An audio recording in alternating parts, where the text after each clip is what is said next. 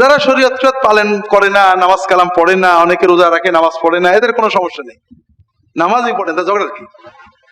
আমরা যারা একটু ভালো করে দিন পালন করতে চাই, তারাবির নামাজ 8 রাকাত না 20 রাকাত, এটা নিয়ে ঝগড়া হবে।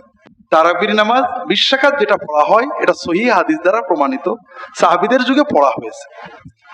তবে রাসূলুল্লাহ সাল্লাল্লাহু আলাইহি ওয়াসাল্লাম নিজে অথবা সাহাবায়ে কেরাম কোন রাকাতকে ফিক্সড করেননি যে এর কম পড়া যাবে না বা এর বেশি পড়া যাবে না, কারণ রাসূলুল্লাহ সাল্লাল্লাহু আলাইহি ওয়াসাল্লাম নিজেই এটাকে ফিক্সড করেন। আপনারা হয়তো মনে করেন জোহরের নামাজ 4 রাকাতের জায়গায় 6 রাকাত পড়া যায় না, রাসূলুল্লাহ সাল্লাল্লাহু আলাইহি ওয়াসাল্লাম যেটা পড়েছেন তার চেয়ে বেশি আমরা পড়বো কি করে?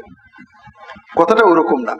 জোহরের নামাজ রাসূলুল্লাহ সাল্লাল্লাহু আলাইহি ওয়াসাল্লাম কখনো 2 রাকাত, কখনো 4 রাকাত, কখনো 6 রাকাত পড়েননি, কিন্তু কিয়ামুল লাইল তাহাজ্জুদ রাসূলুল্লাহ সাল্লাল্লাহু আলাইহি ওয়াসাল্লাম কখনো 2 রাকাত, কখনো 4 রাকাত, কখনো 6 রাকাত, কখনো 8 রাকাত, কখনো 10 রাকাত, কখনো 12 রাকাত, বিভিন্ন রকম পড়েছেন।